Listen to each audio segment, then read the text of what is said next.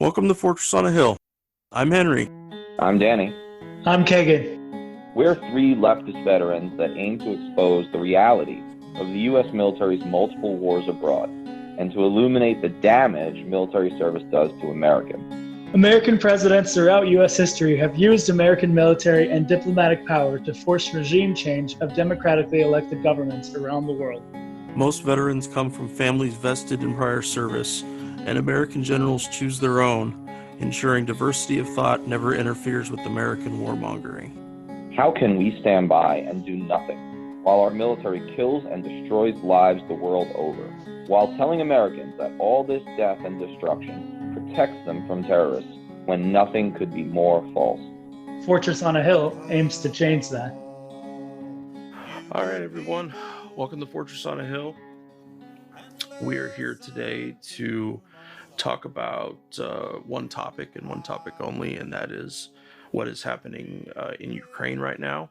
Of course, just saying it that way, that there are so many other aspects to this conflict, significant historical, economic, social concepts that that make up what we're going to talk about today. You know, as with almost any American involved geopolitical issue, it's not linear. It's not always easy to understand, but we hope we can contribute today to the conversation a little bit and talk about what's on our minds as far as what's happening in Ukraine. So I think for today we're going to try to focus on what has been the Western response and how the American involvement that leads up to what we're dealing with right now. I have an excellent excerpt here from a piece earlier this week from Aaron Mate. Quote, in the United States, the Russian invasion is widely portrayed as a campaign by Putin to colonize Ukraine and subvert its effort to join the European Union. If that is indeed Putin's goal now, then he is only doing so after a years-long effort, led by the U.S., to force the deeply divided country into the Western orbit. By its own accounting, the U.S. has spent $5 billion on this crusade since 1991, complemented with tens of millions more from the European Union. The U.S. agenda was made plain in September 2013 when Carl Gershman, head of the CIA-tied National Endowment for Democracy, declared that, quote unquote, Ukraine is the biggest prize. If Ukraine could be pulled into the U.S.-led order, Gershman explained, quote, Putin may find himself on the losing end not just in the near abroad, but within Russia itself, end quote. In short, in Washington's eyes, regime change in Kyiv could redound to Moscow as well. An opportunity to claim the prize arrived 2 months later with the outbreak of Ukraine's Maidan protests. The Maidan is commonly described in the U.S. as a democratic revolution. That is a fair term for its initial weeks, when tens of thousands of Ukrainians gathered in Kyiv's Maidan Square to protest rampant government corruption and support European integration. But those protests were soon co-opted by Ukraine's far-right forces, who turned a people's movement into a violent campaign for regime change. Maidan culminated in what George Freeman, head of the U.S. intelligence-tied firm Stratfor, described as, quote, the most blatant coup in history, end quote. The spark for the Maidan protest was a decision by President Viktor Yanukovych to back out of a trade deal offered by the European Union. The convening narrative is that Yanukovych was bullied by his chief patron in Moscow. In reality, Yanukovych was hoping to develop ties with Europe and, quote, cajoled and bullied anyone who pushed Ukraine to have closer ties to Russia, Reuters reported at the time. But the Ukrainian president got cold feet once he read the EU's deal's fine print. Ukraine would not only have to curb its deep cultural and economic ties to Russia, but accept harsh austerity measures such as, quote, increasing the retirement age and freezing pensions and wages, end quote. Far from improving the lives of average Ukrainians, these demands only would have ensured deprivation and Yanukovych's political demise.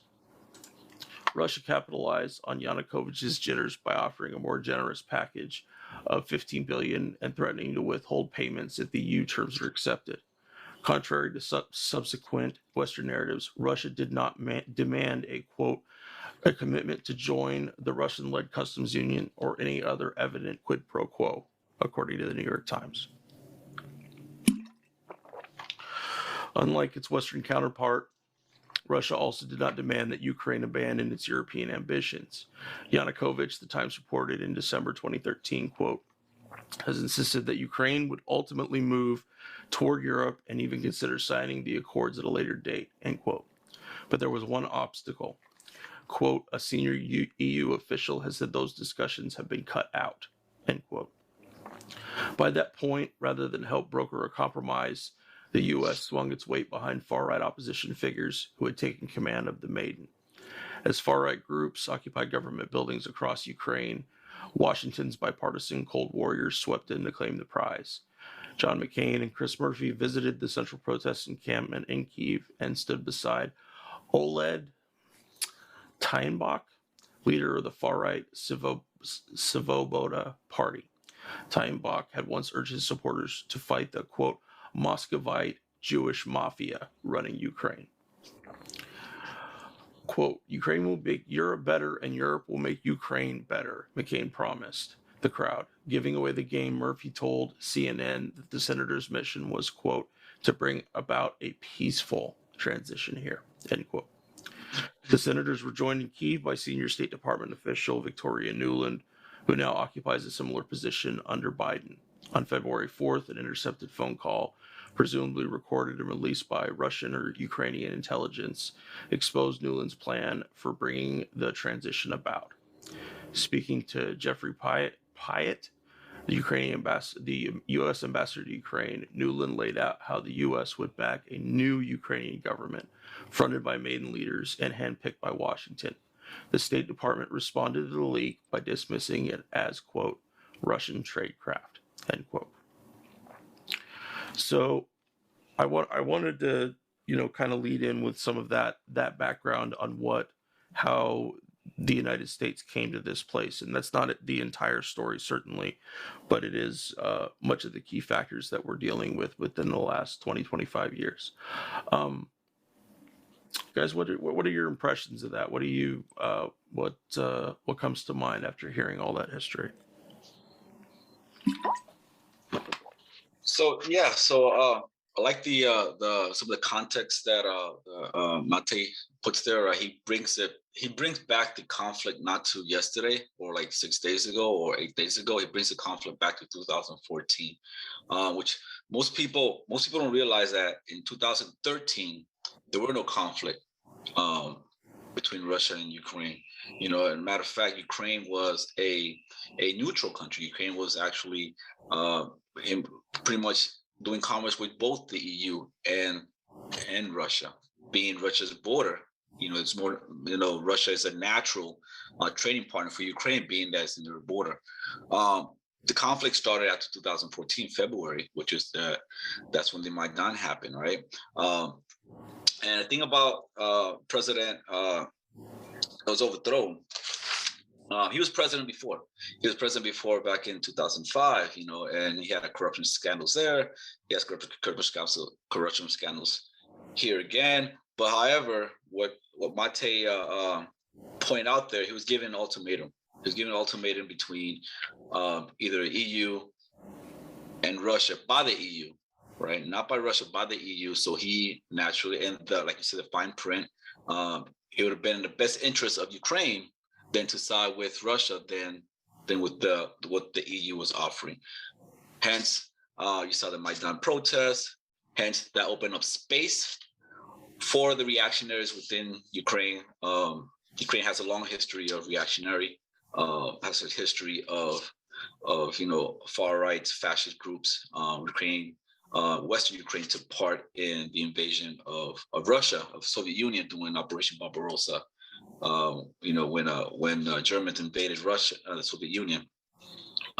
So yeah, there is this trouble. There's this trouble mixed there. There's this trouble past. But what I'm trying to say is that because of the Maidan, it opened up space for the fascist elements within Ukraine to enter and pressure the president Yanukovych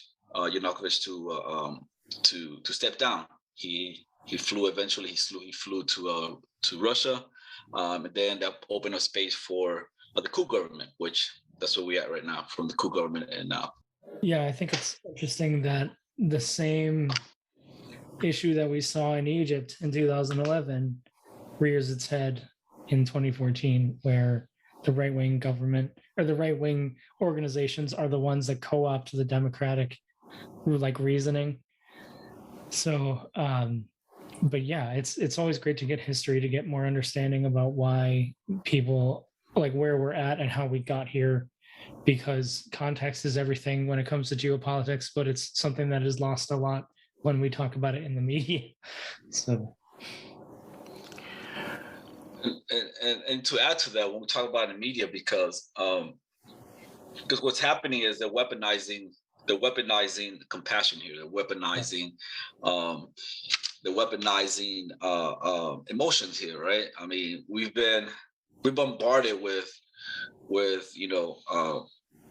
Russophobia and anti-Putin demonization, Putin demonization for the last probably the last 15 to 20 years, particularly it became really, really, really obscene. It became really, really evident during the Trump years where particularly people, more liberal people, more people into the left and whatnot, because of their reaction to Trump, the deep hatred started, the seed that was planted years before, pretty much started flourishing during the Trump era. So there was that site there. There was already the fertile terrain there to exploit what we're seeing today, like you said, Keenan, with the media, to exploit and weaponize compassion and emotions against Russia, to take this position, like Henry mentioned earlier, of a pro-NATO stance, a pro-NATO support. We just had a protest this weekend here in San Antonio, where you have elements of people out there. I had a lot of Ukrainian flags out there, and the people were calling, instead of de-escalation and peace, what they were calling it for NATO to do something about it, to increase, to escalate rather de-escalate. And we're seeing that across the United States in a lot of these pro-Ukraine solidarity protests. Which is frustrating because we can't do that. Like, I mean, us going to war with Russia would be like so dangerous. And I wish people would try to talk about it with more nuance, like we attempt to do, because we can't just say, oh, this is terrible, like let's go do something. Even something like a no-fly zone, or like doing what we did in Libya, like where we were like limited strikes or whatever, like that would still, like there's just too much chance for something terrible to happen where we would end up having to fight Russia. And like if that happened, it would not be good for the world. And because Putin has plans, he has his goals, and he's trying to take the resources of Ukraine for himself. And if he does continue, he'll probably try to take the Latvian countries like Latvia, Estonia, Lithuania next, if he's successful here. But the nice thing is that he hasn't been successful so far, but that's mostly a logistical thing, because he thought that he could do like what we did in Iraq and just come in real quickly, but logistically he's not there yet. And so that's like the one good thing that I think is happening, is that there has been a lot of, like, his troops have been bogged down because they don't have the ability to move as quickly as they thought they were gonna. What do you guys think about the ongoing media bullet point describing what's happening in Ukraine now as significantly and uniquely worse than what has been happening in the Middle East, what is over the last 20, 25 years? That just an example that I had thought of, that not how 9/11 is treated as uniquely horrific to us. There's this very special significance to it, but we're not actively looking at what's happening on the ground. We just are trying to look at what our own culpability is. Also mentions about the largest refugee crisis in Europe since World War II. And I'm like, well, I guess that's true if you don't count all the other millions of people that have been fleeing U.S. imperialism from the Middle East, from Asia in some places as well. Um, and also is the now that we're at a point where we are between sanctions and between actions by the EU, that we are essentially crushing um, we're crushing their economy. We're crushing the Russian economy, the average Russian person. The crash of the ruble. These, and again, these are all different weapons that we use in war for at different points, without discussing what the real life on the ground consequences are. Will this exacerbate hunger in Russia? What is being done in that way? I mean, we're sending all kinds of weapons. There was a article that talked about we had already sent like 19,000 Stingers, or whatever weapon system it happens to be, which I think is a little far fetched, and so did the guy in the article that had mentioned it. It doesn't make sense that it would have happened that fast. But if you're actually considering that we have had special operations guys doing training of different kinds in Ukraine for years, that we have been arming them different times for years. Um, so, Giovanni, we were just discussing about the what sanctions have done to the Russian economy, what the average Russian worker and citizen is dealing with, this weapon of war that we use against almost everyone we go to war with, and some that we don't, like how we have exacerbated hunger in places like Yemen and Venezuela, along with medicine shortages and such. And Afghanistan. But yeah, like sanctions always hurt the people who need the most help the most, and unless they're centrally targeted at like specific people and specific things. Like if we wanted to go after all of the money that the Russian oligarchs have here, like freeze all their assets here, like that would actually hurt them. Like take away their apartments, take away their yachts that are docked at our ports, like take away the stuff that is in the power structure that those folks care about more, because they're the only people that Putin sort of listens to, if he listens to anybody. But it just sucks that like one of my favorite writers put it as like, think of the Russian economy like a building where the sanctions will blow out all the windows and the people on the inside will be cold and hungry, but the structure is still going to be intact because Russia is a creditor nation.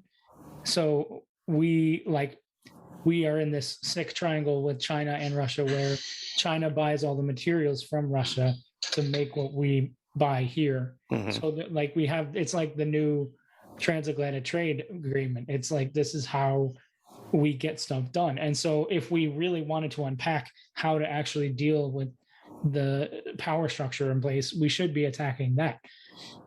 But unfortunately, when we do blanket sanctions, or we do them in this general way because it's less dangerous than actively attacking them, it sucks because it always hurts the people that need it the most. Well, sanctions is a weapon of war.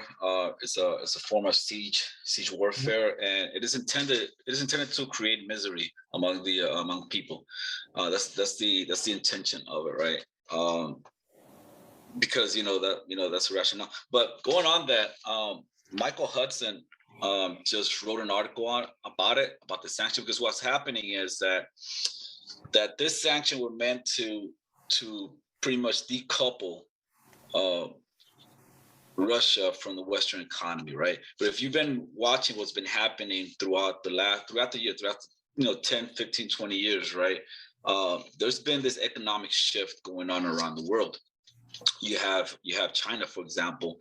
Is considered the second largest economy, or the second most dynamic, or the most economic power in the world, right? And there is estimates within the State Department. There's estimates between the Atlantic Council that by 2035, China's going to surpass United States as economic power, right? So this is this whole dynamic going on.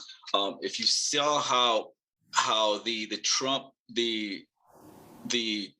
administration, after after the reaction that his election got, and you saw all the how Russia stole the elections, and he's in bed with Putin, and et cetera, et cetera, et cetera, right? What Trump did was actually was reacted to that, and actually enacted sanctions on Russia, right?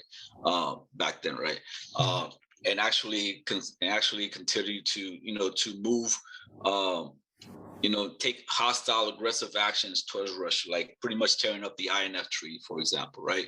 Which is something that is vital, for Russia, for their security, right? So what's been happening for the last, 6-7 years or so, right? Russia actually has been pushed towards the east, whereas if after the dissolution of the Soviet Union, Russia was trying to enter the West, was trying to be part of the EU, was trying to be part of NATO, et cetera, and just being rebuffed, right?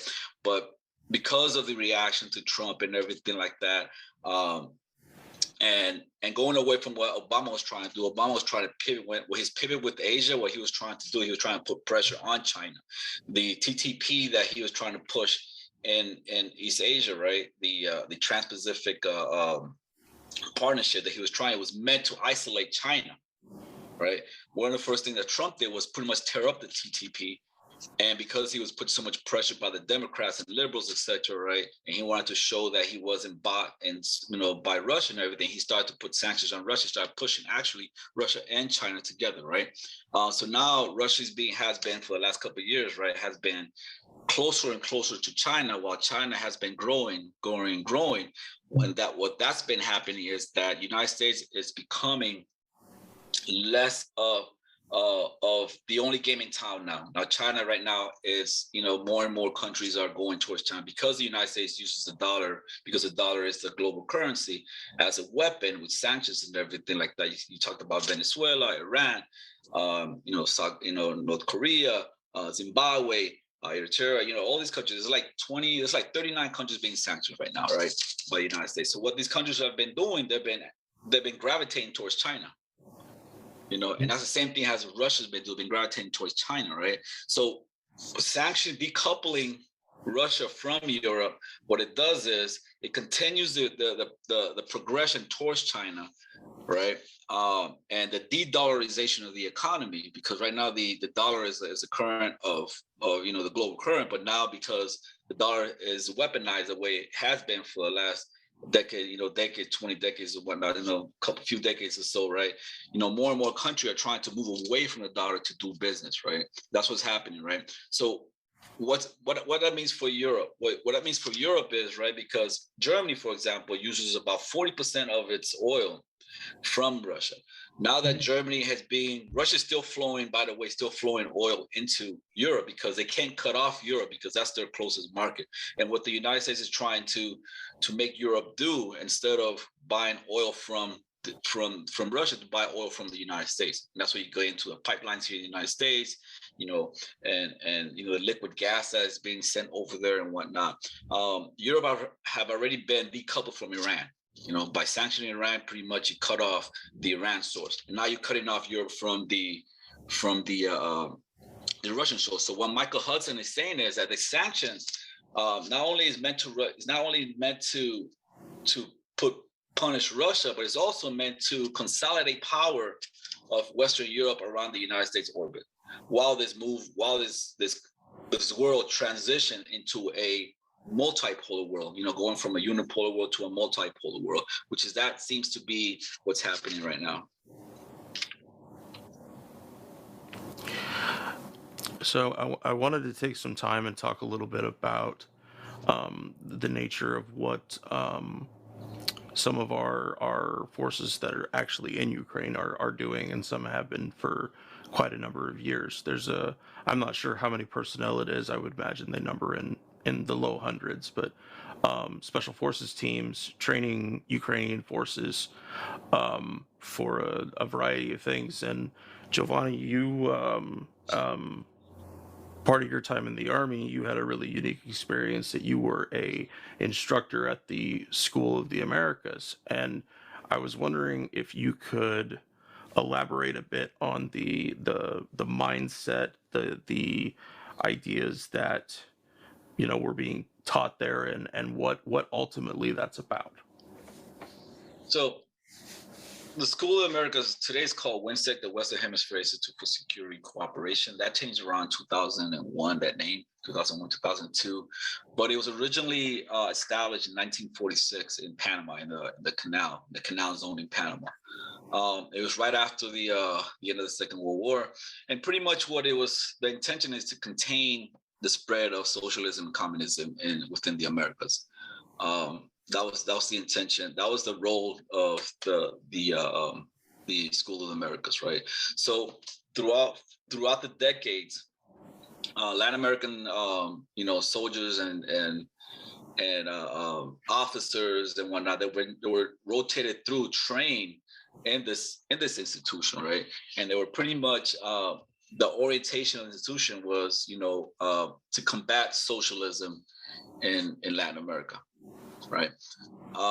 After the treaty with the Panamanian government ended around 1977 with the canal, and it was meant to be turned over. The treaty was started, to turn over the canal over to the Panamanians, which completed in the 1990s. The transition. The School of Americas then moved to Fort Benning, Georgia, around that time, right? Right, probably around the 80s or so, right, and then established there. And then in 2002 or 2001, 2002, after the end of the Cold War, the solution of the Soviet Union, then the rhetoric shifted from fighting socialism and communism to the drug war. That's when it shifted to the drug war, and so that's what the shift of the training was. But going back to when it was in Panama versus when it was in the United States. In Panama, because it was overseas, just like Guantanamo Bay today, it was like out of sight and out of mind for most Americans. So you didn't know really what was going on there,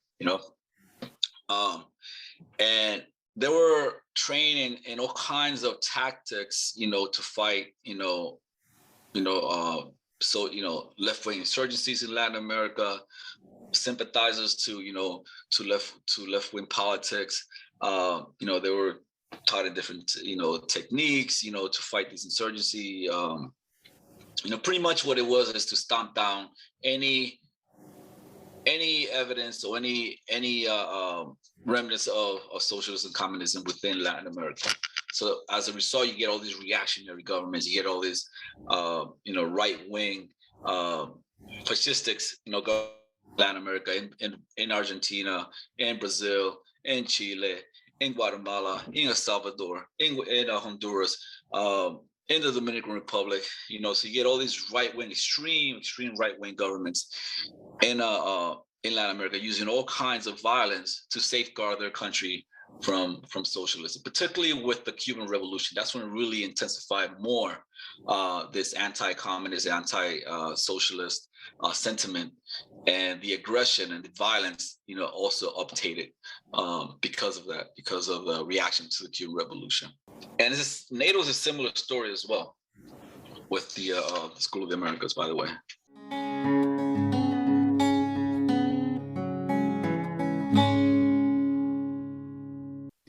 We get asked often what people can do to help support the podcast. One very powerful way is to help us grow and reach more people is to leave us a review. You can do that on iTunes, which is the best place to leave a review. iTunes does reach the most people these days. The next best place is Facebook. Go to our Fortress on a Hill Facebook page and look for the reviews tab. And finally, there's Patreon, where we're blessed to have an array of wonderful supporters helping us for some of the podcast's expenses. Those who contribute $10 or more a month will be mentioned here as an honorary producer, helping keep you, our listeners, stocked with new episodes. But you don't have to contribute $10 a month to help us. For as little as $1 a month, you can help us keep going, paying for hosting and storage fees, transcribing old and new episodes, promoting and expanding the podcast, and more I'm sure I can't think of at the moment. So let's bring out these honorary producers, and they are Fahim Shirazi, James O'Barr, Adam Bellows, Eric Phillips, Paul Appel, Julie Dupree, Thomas Benson, Janet Hansen, Tristan Oliver, Daniel Fleming, Michael Caron, Zach H., Ren Jacob, Howard Reynolds. Why I Am Anti-War Podcast, Korgoth, Rick Coffey, and the Status Quo Podcast. You are all the engine that helps us power the podcast. Thank you so much. However, if Patreon isn't your style, you can contribute directly to us through PayPal at paypal.me/fortressonahill. Or please check out our store on Spreadshirt for some great Fortress merch. There's t-shirts, mugs, phone cases, and a whole lot more. And now let's get back to the podcast.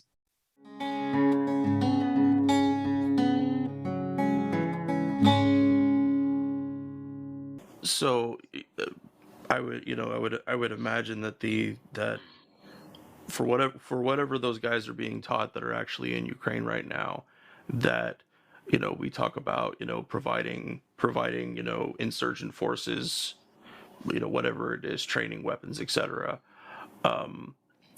That it's going to include a huge dose of Russophobia, of anti opinions that are not within line in terms of NATO and the West.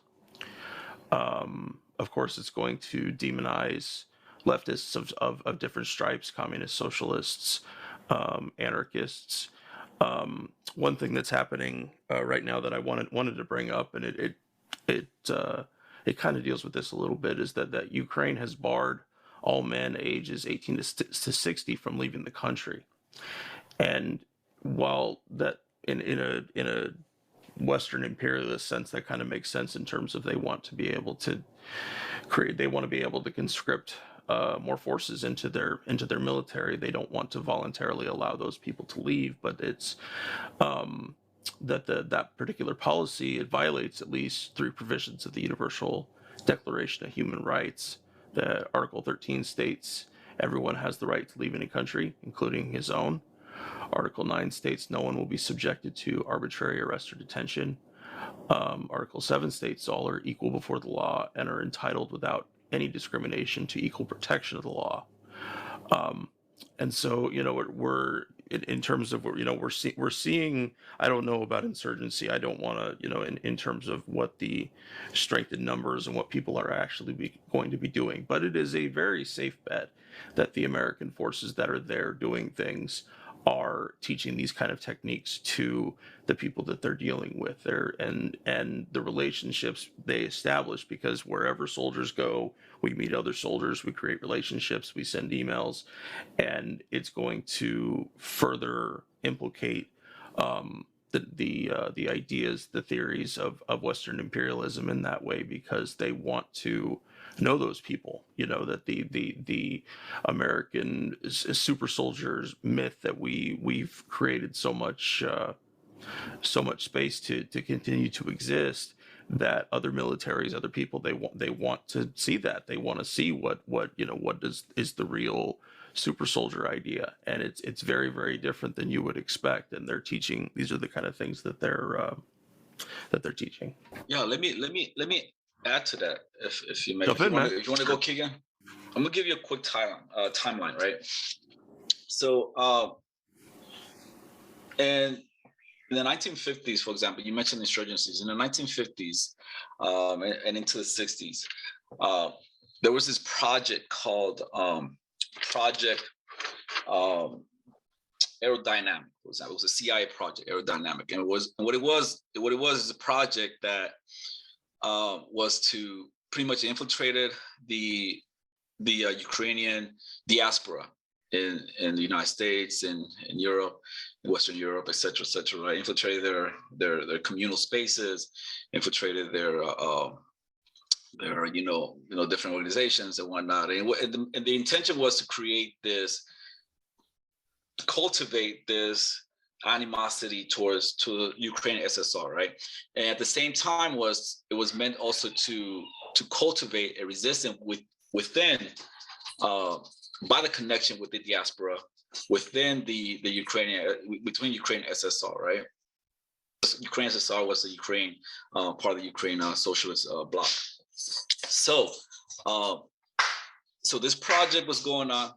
This project was going on from the 50s, A lot of money was funneled into that, right? Was trying to cultivate this insurgency within Ukraine, because it was thought to create the scenario where, to pretty much bleed the Ukrainian communists, and also to spill over into communist Russia, right? That was the idea behind it. Fast forward to 2008. 2008, Lavrov, the minister in Russia, for relations, right? He met with the American ambassador, and that was in 2008. And that's came out from leaked documents, WikiLeaks, and so forth. And where he was talking about, if the United States continue to keep funneling weapons inside Ukraine, keep bolstering Ukraine up, keep enticing Ukraine, hinting that Ukraine will join NATO, etc. Right? This is a scenario that could happen. It will create a security concern for us. Then we will react, and while us reacting, this is what will happen inside Ukraine. Ukraine can be torn apart into two. There'll be a West Ukraine and East Ukraine. East Ukraine is a part of Ukraine that are more Russian, ethnic Russians, whereas West Ukraine are more, are ethnic Ukrainians, right? And there are some other people as well, like the Roma, the Moldovans, et cetera, right? Different other ethnic groups inside Ukraine. So that was back in 2008. If you recall, in 2009, Washington was also, enticing and pretty much encouraging Georgia also, with the promise of them joining NATO as well. And Russia did an incursion there as well. It was a quick incursion. The Georgian army, Georgia, the country, pretty much couldn't withstand the pressure, and it pretty much fell apart. And Russia pretty much withdrew after that, right? And that was the end you heard about Georgia. You didn't hear about Georgia since. But location-wise, Georgia's a little bit inward Asia, the Eurasian area, whereas Ukraine borders with Poland. And in Poland, there's a huge contingency of U.S. trainers in Poland, right? And it's other countries, right? So a lot of these, you keep hearing these, you keep hearing about the people fleeing, you keep hearing about refugees going into Poland. That's where they're going to the corridor port, right? But you don't hear about also there people fleeing the other direction as well. There's also people fleeing into Russia as well, but you don't hear that part because that's not part of the narrative. The narrative is they're getting away from Russia, not going into Russia. Does that make sense? So fast forward to recently, to 2014. Yasha, I don't know if you guys ever heard of Yasha Levine. He's a Russian American journalist. When Maidan happened, he wrote he wrote an article, or he wrote an essay about how this is, this was is meant, the whole Maidan thing and overthrow is meant to draw in Russia into the affairs of Ukraine, right? Because of the threat of Ukraine becoming part of NATO, and then that means that NATO can station weapons and can station troops right there at the border of Ukraine, right? Pretty much think about this: the Cuban Missile Crisis in reverse, right? The possibility of having Soviet troops in Cuba 90 miles away from the United States. You saw back in 1962 the hysteria that created. There were plans to actually attack Cuba because of that, right? And it went through because Kennedy and Khrushchev sat down and then decided to de-escalate. But the Biden administration is not doing that. Biden administration is pushing forward with it, right?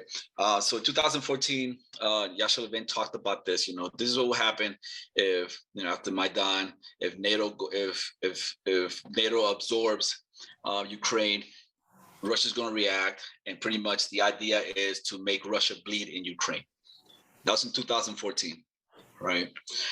Fast forward to a week ago, Hillary Clinton she was interviewed in ABC News, I believe it was, right? And she was talking about this exact same scenario, recently, right? 2022, that the intent is not to put NATO in the boots on the ground, not to push NATO, but to continue to support the Ukrainians, right, with weapons and training and stuff like that, and create it created like an Afghanistan scenario for the Russians, right? So in Ukraine, right? So what's the intention here? What do you know when you read on the line here? What are they talking about? They're talking about as using Ukraine as a chess piece. You use Ukraine as collateral damage for the grand scheme game of pretty much degrading Russian forces, degrading Russian economy, pretty much bringing it apart. Kind of the goal here is, which has been happening. The strategy here is pretty much bait Russia into an Afghanistan scenario. Check, that's what it seems like it's turning into an Afghanistan scenario for him, right? Decouple the EU from the Russian economy, decouple, split them apart. Seems to be happening. The EU have reacted into pretty much totally canceling Russia, canceling Russian athletes. Russian athletes are getting stripped of their titles and their prizes. And you seen there was one about a Russian opera singer that she was sent home. She was deported because she didn't denounce Putin and whatnot, and etc. Right. So pretty much decouple the EU from Russia. Right. Isolate Russia. That was another strategy, from the rest of the world, which is also questionable because before that, Russia was part of the BRIC nations. I don't know if you ever heard of the BRIC nations, which is Brazil, Russia, India, BRIC, India. What's the other one? China and South Africa. None of the BRIC nations has condemned the Russian incursion. If you notice, right? Brazil hasn't, India hasn't, China hasn't. South Africa hasn't either, right? Neither has Brazil. Neither has not Brazil, Argentina. Neither has Mexico, nor Cuba, nor Venezuela, nor Nicaragua, right? And pretty much a lot of countries in Africa hasn't either. So what we're seeing here about Russia being totally isolated is mostly the West is isolating Russia, right? Not the whole world entirely. And the last strategy is to regime change. That's ultimately the ultimate goal is to regime change and put somebody more palatable in the Russian government to the West, probably a Yeltsin-like, to the West, where it's more, where it's more palatable, there's no other word from it. So yeah, there you go. The problem is though, who is that person? Navalny, maybe. He's probably the only one, but a lot of Russians don't necessarily like him because he's not for democracy, really. He's a charlatan. Yeah, he's okay. So a lot of the Russian people are he would be more palatable to our leaders, but the Russians wouldn't really be wouldn't like him. And also, when you're looking down the third or fourth or fifth order of effect, who's most likely to step in that power vacuum, and it's going to be the military. or even these oligarchs, they, I don't know, none of them have can command the same kind of presence as him. So if we did, or somebody did end up taking him out, it would be it could potentially be worse than what we're facing right now, because now, Go ahead. Well, right now, Putin has really specific objectives, and he's making all these calculations based on what the reactions are, right? So he's like, okay, he has the 600 billion in reserve, half of that is gone. So he's like, all right, what am I going to do next? And then if he's reacting more as the plan changes. But I knew he fired the guy that was in charge of the operation because it wasn't moving fast enough, and because of course they gave rosy pictures to him about how successful this is going to be. So it's going to be interesting to see in the next couple of weeks, how him and the military leadership react to, like you said, creating an Afghanistan situation. Is there going to be a point where they realize that it's not worth it? I don't know if that's going to happen or not, because he wants what he wants out of it. He wants the resources, and he's going to do whatever he can. I just saw this morning that he had already committed about 75% of their total forces. Now it's closer to almost 100 because he wants things to move along faster. But I don't know. We'll have to see what happens. So you got to see. You also see it from a tactical position as well. But before that, right? What's one of the most popular parties because Putin's party is United Russia, right? That's a ruling party, United Russia. But you know which is one of the most popular party, if it's not the second most popular party in Russia? It's a Russian Communist Party. that's the most popular party, right? So that tells you a lot. And the reason you don't hear about it here, because why? Because it doesn't fit the narrative. It doesn't fit the narrative. So the narrative here is, so the policymakers here is not going to support the Russian Communist Party to overthrow the United Russian Party. So they'll pick somebody like Navalny, which is pretty much a nobody, a Yahoo, a charlatan, which make good aesthetic, right? But what is his politics? He has none. He moves with the wind. He moves the wind, and he's very ultra right wing as well. Very anti-immigrant and very what do you call that? Misogynist and whatnot. But for the American ruling class, the objective here is to overthrow the current government in Russia and replace it with a more powerful Russia, like Yeltsin. I don't know if you guys remember Yeltsin, right? Yeltsin was a buffoon, a fool, right? He came to the United States in one of those night shows and was just dancing. He died of alcoholism, right? He wasn't a serious person, right? But what Yeltsin did was pretty much open the door for economic structural what I call it, pretty much the free market liberalism. That's what he did, right? Structural adjustment. That's what I'm talking about. So Yeltsin was the first president of Russia after the Soviet Union, the dissolution of the Soviet Union. Mikhail Gorbachev was the last premier of the Soviet Union, and Yeltsin was a military man. He became the first president of Russia, the Russian Federation, and pretty much he opened the door for neoliberal capitalism in Russia, right?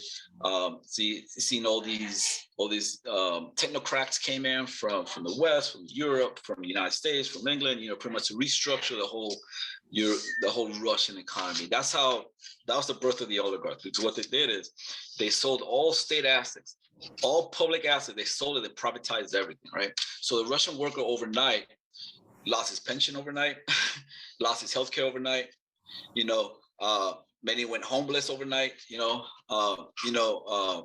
Were jobless overnight. And that happened in the 90s. That was a terrible night. That was very traumatic for the Russian people in the 90s, right? That's the Cuban called it a special period. That was the Russian special period, right? It was very chaotic. The midterm election of Yeltsin, when he was running for president, for re-election, the most powerful party that was challenging was the Russian Communist Party. Was challenging Yeltsin, and the Americans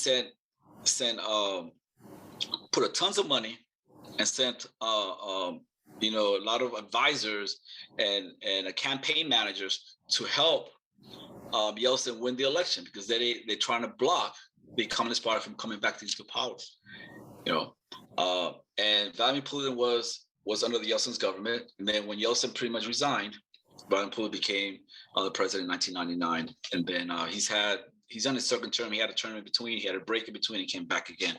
But yeah, so all that to say is that what would be the most palatable president for the West? For the most palatable president for the West in Russia. Russia's a big country. Russia has a lot of resources. Has a lot of platinum, aluminum, has as the world's largest producer of wheat. A lot of oil and everything. What will be more palatable president for the West? Obviously somebody not like Putin, right? Somebody more like Yeltsin. Somebody who pretty much could be tamed and subordinated. And that's the thing right here, because we have in Russia, and same as in Ukraine, a lot of Eastern European countries, we have this thing that in international relations, some of us call it torn countries, right? They're torn identity. You guys mentioned it earlier about the identity of the people in Ukraine, right? These are torn countries, right? They have different identities. So there's identities. There are people that identify with the West more, like Yeltsin and Gorbachev. They identify they were the Atlantis. People in the Soviet Union and Russia, they identify with the West, and there are more that look inward. they're more nationalist and more, identified inward, right? So you have that conflict there. You have that conflict in these countries, in these Eastern European countries and Eurasian countries. So yeah, so all that to say is, what would be the most powerful? Any government who actually stands up for who actually represent a strong government in Russia will not be palatable for the West. That's a fact. That's a fact that you want a government that is more dominable, government that is more appeasing, and that's a conflict that we have there. So I wanted to wrap up talking about how we're interpreting all the events that are happening, and are we something you see among some anti-war leftists is that an affinity for whoever is the non-U.S. power, that it's real easy to say, we want Russia to do what it's doing, or that Russia is, I mean, we understand why Russia is reacting this way, but we don't agree that should be the course that he takes. There's no, and I think it's, it comes down to a real simpleton's argument, going back to the war on terror, us versus them. If you're not on our side, you're on their side. It's real easy for people to demonize Putin and even still call him a communist, despite the fact that he's much closer to I don't know about a far right American Republican, but he's definitely Republican in that way. And that it's really important that if you consider yourself anti-war, that you call out imperialism wherever you see it, or whatever side or appearance that it takes. I know for me personally, right now I have a lot of sympathy for the Ukrainian people. I also have a lot of sympathy for the Russian people.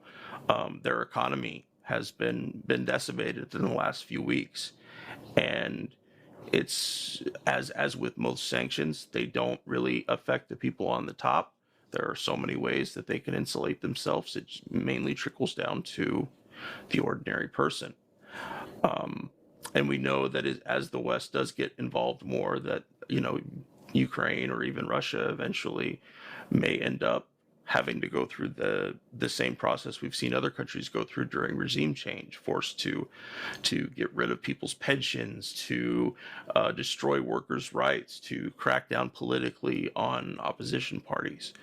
So my question to you guys is how best do you think that we accomplish this? How do we help people understand that even if they understand a side, that they don't necessarily agree with the choices that side is making? And it doesn't make us, and I know most of the listeners already probably understand this, but it doesn't make us Putin puppets. It doesn't make us Assad apologists. It doesn't make us traitors or betrayers of our country, because this is the real reality. This is the real nuance of the situation.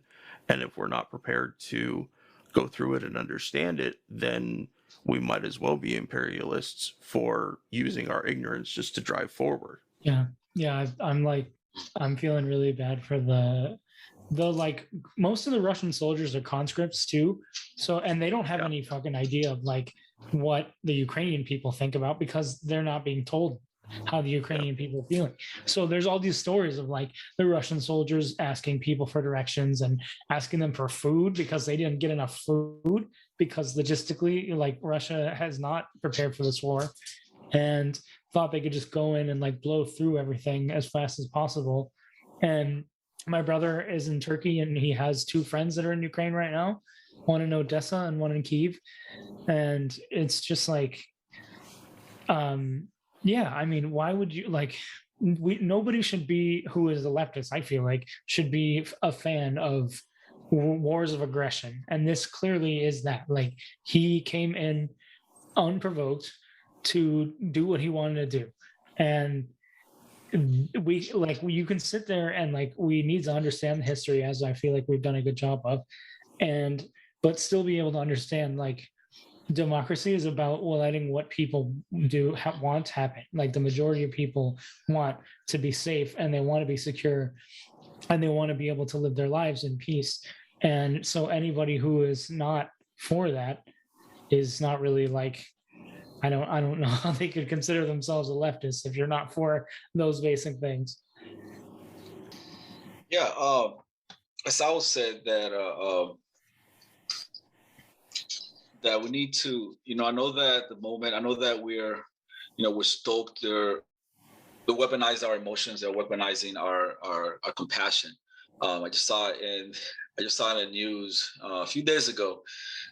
One of the front page, one of the mainstream papers saying this hasn't happened. A European country hasn't been attacked since the Second World War. Something, this is, I forgot the exact terms that they used, but that's not true. That's not true because I recall Yugoslavia, and I was deployed to Yugoslavia, and Yugoslavia does not exist anymore because it was viciously attacked. It was viciously attacked by NATO. It was bombarded with 28,000 bombs, right?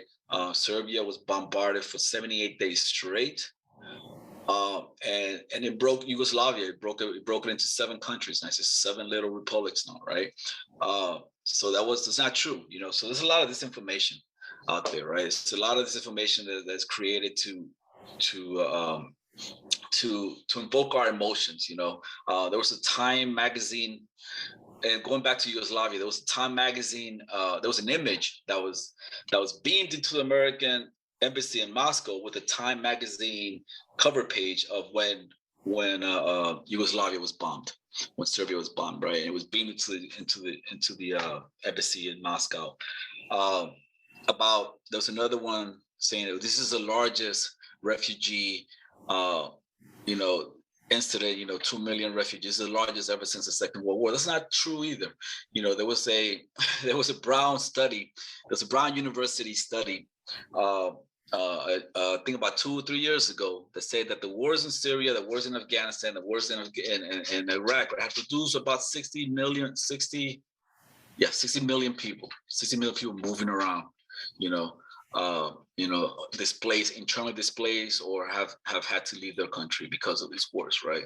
So there's a lot of hype. There's a lot of things to attack your emotion. One of the things that for me, at least in my lifetime, seeing all these conflicts since the Panama invasion, which I was living as a child inside the military base, to the day, right, to the Gulf Wars, to the day, this conflict has elicited more emotions, more reaction, faster and quicker, right, than any other conflicts before that. You got to ask yourself why. What's going on here? Like Noam Chomsky says, manufacture consent, right? By creating this outrage, you manufacture the consent to have your side to do something, just like the people who protest. You got to do something. I would say that the correct approach to this, right, is for anti-war people, leftist people, is to develop an anti-imperialist attitude, right, or anti-imperialist analysis, just like Henry's been saying.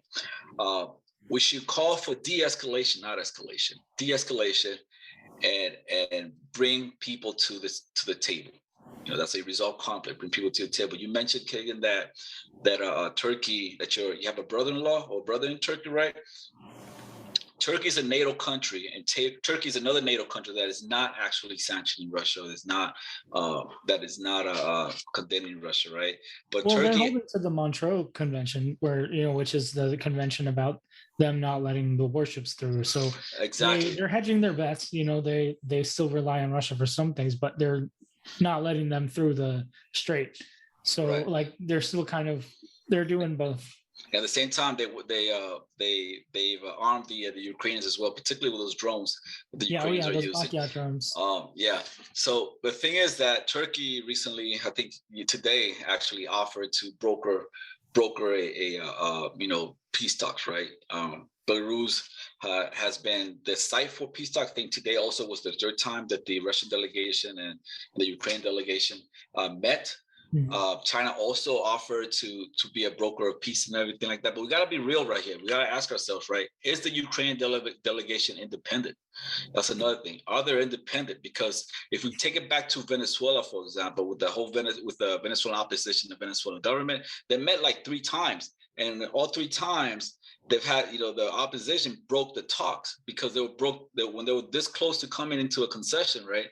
They pulled away. Why? Because the opposition in Venezuela wasn't independent. They relied on U.S. funds and whatnot. So is the opposition, is the Ukrainian delegation independent? Who are moving them? That's what you got to ask, right? But yeah, so as leftists, we should ask for de-escalation. We should never encourage, or we should never call for a NATO intervention, or we should never call for sanctions. We should have an independent peace movement, away from, from all these, the Democrats or whoever, or these, attached to all these, to the non-government organizations and whatnot. And yeah, and that's the thing, we should call for peace. That's what we should call for, Well, I think that's a good place for us to wrap it up for today. Jovanni, thank you so much for coming and joining Kay and myself and talking about this. And I hope that we've given the immense space in the media right now for U.S. driven narratives about Ukraine. I hope that this episode is a little bit of light in that darkness. And I know there's been a few people on Twitter that have kind of wondered, what are we thinking about this and that, and now we'll actually have some stuff to discuss in that way. But again, I hope it's been illuminating. Go ahead. I just wanted to mention there's some really good ways to support people on the ground right now. Oh, hell yeah, go man. One, there's a bunch of different international rescue organizations. There's a bunch of different that I just gave some money to.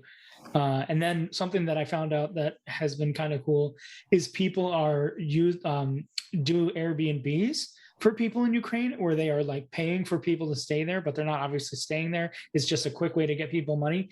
Also on Etsy, same thing. Like if you want to buy something from somebody, like do it, because that is the quickest way for them to get the money in their hands, like right away. So like just look the things up by location. And especially with Airbnbs, I saw somebody was able to do like 5 different ones that was like $100. So like as an American, it's not like a whole lot of money for some people. So just simple ways to give people money. It's like we can circumvent, like create new ways of mutual aid to help the people that need it the most. Also, I'd like to also add, for people that are tracking, you mentioned Twitter, people are tracking what's going on the ground and everything. I know it's kind of hard, the fog of war, it's kind of hard. We're getting all kinds of information. It's kind of hard to see actually what's going on the ground. But this is an American that's been living in Ukraine since about 2012. He has his family there. His name is Patrick Lancaster, right? And he's been, I don't know if you ever heard of him, right? He's been reporting, since 2014, since Maidan, he's been reporting of events happening in Ukraine, through his Twitter and so forth. You can find him on YouTube as well. But he's been reporting from the Donbas area. That's where he lives, in the Donbas. And you guys, and for those who don't know who the Donbas area is, which is the countries of what is it, Luhansk and Donetsk. Yeah, the separatist region. The separatist region, exactly right. And for this last 8 years before the Russian incursion, right, they've been actually under attack by Western Ukraine, which didn't make the media here.